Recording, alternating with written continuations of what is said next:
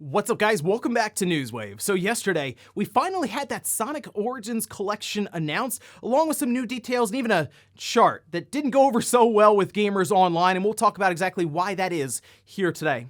Also, we are going to be talking about an update from Sony around God of War Ragnarok that has people wondering, wait, is this game still coming out this year? And we're also going to be heading back to that story that saw Microsoft looking to put advertisements into free-to-play games because it looks like Sony has plans of their own. Guys, if you enjoy these videos, make sure you hit that like button, helps out a ton. And if you're new here to the Spawnwave channel, make sure you subscribe down below and ring that notification bell so you can keep up to date with all the uploads here on the channel. And we're going to start today with an update for Digimon Survive. Now, we know the release date in Japan that was revealed in a magazine for July 28th, that being on the PlayStation and the Switch. But in a video yesterday, we did have the worldwide release date unveiled, and we can see this posted up by Gamatsu, where they say Digimon Survive will launch for PlayStation 4, Xbox One, Switch, and PC via Steam worldwide on July 29th. So the day after the release date in Japan, and seeing it also go to Xbox One and PC is good. I understand in Japan, obviously the PlayStation 4 and the Switch are like the two big platforms, PS4 also being backwards compatible for the PS5, whereas the Xbox One, we don't exactly see a lot of them selling there. So that all makes sense, but good to see that Xbox One and PC are included for the worldwide release. And they also released some new screenshots that we'll cycle through. And I'm very curious to see the state of this game when it comes out. I'm really hoping it ends up being a good game overall for them. They really had a hard time through development for this. And they mentioned that this is kind of a new direction for the Digimon series. And it's been a very classic JRPG style. This is going to be more of a strategy RPG visual novel style. So again, very curious to see how this turns out, but now we have a release date worldwide. Looking forward to it at the end of July. Also, here's an interesting story. Do you remember Rogue Squadron, whether it's from the Nintendo 64 or the GameCube? Those are some of my favorite titles on the GameCube, by the way. They still hold up now to this day. But what if we could have them remastered for current platforms? Well, we can see this posted up over on Twitter where Sam asked Aspyr Media, what are the odds of you guys putting out ports of the Rogue Squadron series? Then Aspyr responded saying, here at Aspyr, we're huge Star Wars fans and love bringing Star Wars games to new audiences. For us, it's all about the games we think players are most passionate about and would love to see it brought to new platforms if the demand is there. We're on board. So I'm not sure who Aspyr has to talk to exactly. I know obviously Disney, but I don't know if there's any like other publishers or developers, anyone involved with that for Aspyr to get it done. But yeah, I would absolutely love to see Rogue Squadron, a collection, just be remastered and released on all platforms. Those games are still really good, specifically on the GameCube. I will say the one on the Nintendo 64, I mean, it's a 64 game. It looks blurry and draw distance isn't great. But like, if you go back and play Rogue Leader, phenomenal game still. So yeah, this would be an awesome get for Aspyr. Clearly, they're just kind of putting this out there to try to drum up interest and get people talking because they would have to go to Disney and work out all of the details and they'd have to show interest. So there you go. You can go on Twitter, like it and message it or just put it out there because yeah, I would really like to see this happen. I think it'd be an awesome collection. We would need it physically though, so make sure that gets done, Aspyr. Oh, and we had talked previously about how a page from the PlayStation website was kind of just put out there early, showing that you can update your DualSense controller for your PC with no PS5 needed. It looks like that is now live, and it was also put out there by PlayStation's Twitter account saying PC players can now update their DualSense wireless controller with the latest firmware from Windows 11 and select Windows 10 devices without connecting to a PS5. So there you have it. You can go ahead and use your DualSense for any of the Sony PlayStation games that get released on Steam, and you won't need a PS5 to update that DualSense controller, which is good. It also tells me that, yeah, Sony is probably full speed ahead right now, as we already kind of figured with PC ports. And having the DualSense controller there and at least being able to update just removes that roadblock currently. So good to see. If you have been using your DualSense, make sure you go ahead and get it updated on your PC. And guys, with some of the quick news out of the way, let's get into the bigger stuff. Let's start right away with the Sonic Origins collection. We saw this get rated. It was announced last year alongside of Sonic Frontiers, but after that rating went up in Korea, we figured it was a matter of time before it got announced. I was curious if they would do their own like Sonic Direct style presentation. No, they just went ahead and tweeted it out, had the webpage go live, and that was pretty much all it took for it to start making the rounds online. Let's start though with the release date for it. We can see this posted up over on Twitter from Sonic the Hedgehog saying, celebrate the games that started it all. Sonic Origins arrives June 23rd, 2022. Okay, so about 2 months out. If we go to the website, it says Classic Sonic Redefined. Relive the classic adventures of Sonic the Hedgehog, Sonic the Hedgehog 2, Sonic 3 and Knuckles, and Sonic CD in the newly remastered Sonic Origins. And I will say the games themselves that they showed in the trailer look really cool. I like the animations a lot that they've added. Apparently for beginning and even endings for some of these games, they look really, really high quality there. But then they put out a chart, and it just seemed to confuse everyone, and I'll admit, this seems like they're making this way more difficult than it needs to be. Let's take a look here. This is over on their website now. Again, it's linked down below. You could check it out for yourself, but from left to right, there are several options that are just weird. Very confusing why they're going this route, but standard edition, all the way to the left. It's $39.99. I kind of thought about that for a minute. That feels kind of high for a collection of 4 games. I understand there's a lot of work that has gone into this, like it's full widescreen, there are a lot of modes, missions, the whole thing, but still, $40, I guess it's $10 a game. Either way, if you think that's too high, I've seen these collections go on sale months later, and especially since we go over a lot of Switch, PlayStation, all those sales, I mean, you can just kind of hold out to see if we get like a 50% discount. But anyway, standard edition, all in the left. Then we have the Start Dash Pack. It's free DLC. It's included with pre-order standard or digital deluxe. That kind of implies to me that it won't be free after it comes out, because otherwise it would just be part of the game. Like there wouldn't be Start Dash Pack. That would just be in that standard edition. But that includes 100 bonus coins, mirror mode unlocked, which again, I'm hoping that implies that it is unlockable in the game if you go through certain things, and it's just there from the start with this dash pack. And then letterbox background. Very odd to have that all behind DLC. People were asking what the 100 bonus coins were. By the way, from what I've gathered through some of the press releases that they put out there, you will have like a museum that you can go to, and as you play these games and do different missions, you will kind of accrue coins that you use and spend on different, I'm sure, artwork pieces, unlockables, things like that in the game. We move over to Premium Fun Pack. That's just coming soon right now. And this is hard missions. Again, letterbox background, character animation in the main menu. That's strange. Camera controls over the main menu islands. Character animations during music islands. Like, I'm looking at this, I'm unsure why any of this exists. That just seems like standard stuff you would expect in like a collection remaster project. And then on the right there, we can see Classic Music Pack. That is additional music tracks from Mega Drive and Genesis titles. So they redid a lot of the music in the game, which it's cool to be able to switch between the originals and like the newer redone music, but it's very weird that we have a classic music pack that you would have to buy. And then we can see the digital deluxe edition. That just includes everything. The reason the boxes aren't ticked where you have the Start Dash Pack is because when you pre-order it, you'll just get that stuff added in. I mean, it got to the point where we had other publishers making fun of Sega. Look, here's Devolver Digital. Our marketing department created a handy guide for pre-ordering Trek to Yomi. Please use it to navigate your path to purchase. And I mean, they just checked everything off. It was just making fun of what Sega's doing here, which is basically channeling their inner EA like we saw with Anthem, and we made fun of that up and down, right? Even Mass Effect had something where it was like a chart, and they were trying to explain what these different versions were, and to a degree, they were also trying to explain what benefits you would get from like the Series X versus the Series S or the Xbox One.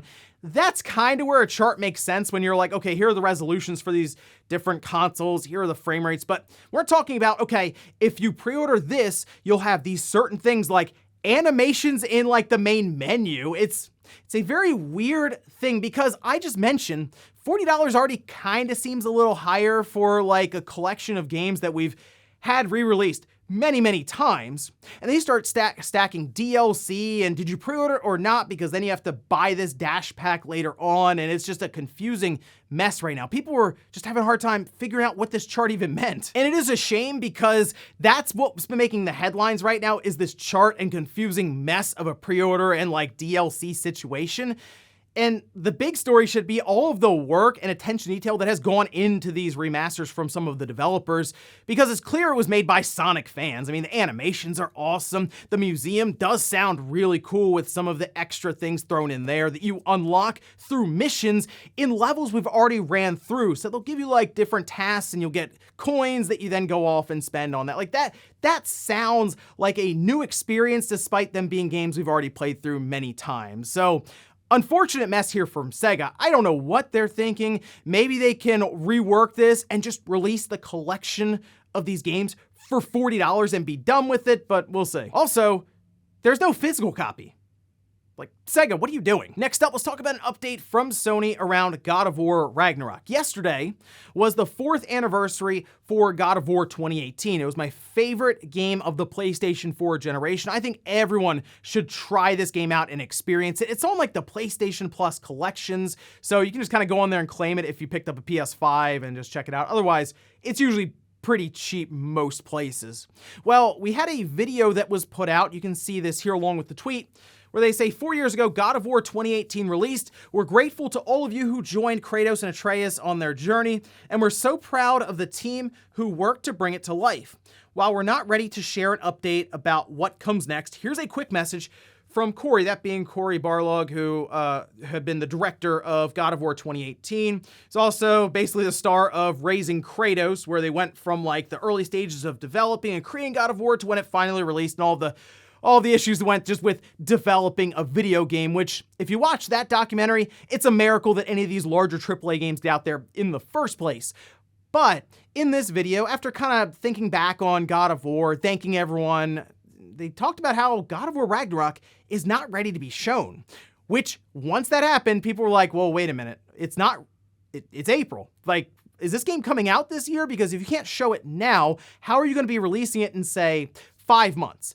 Typically, Sony won't be releasing bigger titles in like October, November, December. They seem to like August and September as kind of their cutoff. Get out of the way of a lot of those bigger third-party titles that they make a lot of money from, like Call of Duty Battlefields, the Maddens, any of those. And it makes sense. They get 30% cut from all of that. Why try to put one of their first-party titles directly in there with them? So seeing something like this happen where they're not ready just yet is concerning for people, but I look at this and I say, you know what? Most likely Sony wants to hold God of War Ragnarok footage, gameplay, any of that for a state of play or a PlayStation experience. And think about what we're coming up on right now. In the next couple of months, it's when we'd have E3. There's no E3, which means that people and developers and publishers, they're going to be moving around their own presentations whenever they want. So I think as soon as we get into May, we might as well start paying attention for some of these presentations popping up. Ubisoft's been rumored to have something planned for there, and Sony, they weren't following E3 anyway, so they could have something in May, they could have something in June, or maybe even go as late as July. I think for God of War Ragnarok, Sony will be showing something in May or June and set up like a September, October at the latest for its release. I mean, if you think about it, Cory Barlog isn't that involved with God of War Ragnarok. He's probably advising and just working on continuity, but he's not like the director or leading this project, anything there. Clearly, this video was made just to think back on God of War 2018, celebrate the anniversary of what's a critically acclaimed title from the PlayStation 4 generation. Like I said, my favorite game from that generation. So certainly worth checking out, and I think we will be seeing more of God of War Ragnarok here pretty soon. Next up, let's talk about Sony and their own strategy for delivering advertisements in free-to-play games. This is something we had just talked about when it came to Microsoft trying to figure out their own strategy with that. Well, it looks like now Business Insider has a scoop for Sony's strategy, and we can see this posted up from VGC. Business Insider has like this paywall going on there, but I'll link to both of these stories down below, saying Sony Interactive is reportedly planning to integrate advertisements in free-to-play games. According to a new Business Insider report, the move is designed to incentivize developers to continue making free-to-play titles by giving them a way to monetize them. It's claimed Sony hasn't yet decided if it will take a cut of ad revenue and that it could charge partners for data on consumer behavior in PlayStation games. They say the goal is for the ads to appear like they're part of the game, like digital billboards in sports stadiums. Formats could include ads that give viewers rewards for watching ads and promotions for in-game items like avatar skins. I feel like we've seen the the ad thing run for games like NBA 2K at one point. I think Capcom did something with Street Fighter as well, where you'd like watch an ad and get some sort of like currency or something back. So this, I think, is going to be a strategy that both Microsoft and Sony are going to explore with free-to-play titles, working to monetize these further. And if either one of them can figure it out and become like the de facto ad generator when it comes to these free-to-play games, it would generate a lot of revenue for Microsoft or Sony, along with third-party developers who might be a bit more interested in developing for a platform that has this worked out. And if you look at Sony, they're also talking about like charging these developers for, well, PlayStation user data, tendencies, any of that in games. Are we looking at, I guess, up towards billboards, or like how much time do we spend in lobbies where maybe an ad or a billboard or a banner runs there? They want to make them non-intrusive. And I thought about that a bit. If, say, you're in the mainstream, right, there are a lot of gamers who buy like your Maddens, your FIFAs, any of these titles. Technically, if an ad or a banner runs in the background while you are playing this game, they might see that as more realism, so it could actually blend in, especially if it's an ad that's a bit more current in these titles. Because the idea is it would be in real time and it would leverage being connected to the internet and just changing those ads out every single week. So they might be able to disguise it as something like that, but if you go to play a game and it runs an advertisement for 15 to 30 seconds, that might be a bit more noticeable. And in our last bit of news, let's talk about TMNT Shredder's Revenge, which is a game that I'm really looking forward to. It's supposed to be coming out this year. I say supposed to because we haven't really heard much about a release date or release window, at least until now. IGN had about 11 minutes of exclusive gameplay footage. They showed off the first 2 levels of the game, and it looks incredible. Like, this is certainly a call back to things like Turtles in Time or Hyperstone Heist, but a bit more modernized, better animations, visuals, all this, but still capturing that same spirit. And the really cool thing is, it looks like the original 4 voice actors will be returning for this game for the different Turtles, which that is awesome. And we now have a release window for the game, that being summer. So to me, that means end of August, a little bit into September. So we shouldn't be too far out from this game releasing. And I'm thinking they're just going to tweet out when it's releasing, and that's kind of it with a solid date. But like, the gameplay footage looks so good. They have like the super attacks. It appears they change depending if you're in the air or if you're running and you kind of pop the super attack, which you build up as you're just doing normal attacks against the different enemies, and you're throwing them at the screen. In the background, when you run up to them, you see some of them like cooking, and it just looks like a lot of fun. So check out some of the gameplay footage from IGN. I also noticed they had like challenges in the beginning, so I wonder if we'll be doing some unlockable stuff for the different characters, or a whole museum thing they have set up as well. But I'll keep you guys up to date on the release for this one, because this is one of my most anticipated titles of the year. And before we go to the comment of the day, we're gonna take a look at the poll that I posted up yesterday, where I asked, do you think God of War Ragnarok is coming out in 2022? Look at that, 73% said no, it's getting delayed into 2023. I'm a little surprised by that. I figured a lot of us would have been like, no, it's still coming out this year. Apparently it was supposed to have come out last year.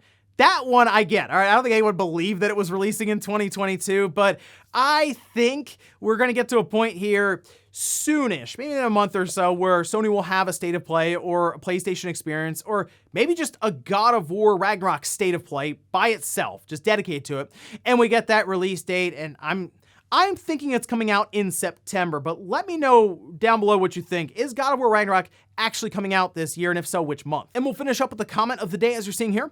This is from his saying, in my opinion, that I think they might have pushed Xenoblade closer to make room for some sort of Zelda collection to fill in for Breath of the Wild 2 being delayed. There's not been a year without Zelda for ages, and if Xenoblade was ready, it wouldn't do much harm to move it forward so that the Zelda team could have that September, October slot for some sort of duo Wind Waker and Twilight Princess pack. I think this has, what we're seeing here has everything to do with Splatoon 3 just not being ready for summer. Essentially, I believe that Xenoblade and Splatoon may have just traded places, and that was kind of it. Like, that was the reasoning. A collection for Zelda, I don't think you need to make room for that, considering we thought Breath of the Wild was going to be coming out this year. You would have moved Xenoblade for that, maybe, but not for a collection of games that Nintendo's released multiple times on different platforms. I'm thinking with Xenoblade Chronicles 3, the recent reports that we had last year, that it was basically done, were correct, because Nintendo was willing to say, nope, it's coming out 2 months earlier. You don't really do that with a game that is struggling to meet its deadlines and get out on time. You do that with a game that actually has been done for a little while, and that's something we hear about with Nintendo is at times they'll just sit on games for a while. And hey, maybe that's similar to that Zelda collection that we heard from rumors a long time ago, that they were just kind of ready, and now would be a good time to put those out there since Breath of the Wild 2 falling into next year. If you want your yearly Zelda game, seems like a good time to drop it into that fall or winter time slot. And ladies and gentlemen, that's going to do it here for Newswave. If you enjoyed this video, guys, hit that like button. If not, hit the dislike. Leave comments down below about everything we talked about here today. Was the Sonic Origins collection. What do you think about the 4 titles included there, some of the extra work, and then of course that chart? And then also, what about Sony and God of War Ragnarok? Do you think that game is coming out this year? Thanks guys for watching, and I'll see you next time.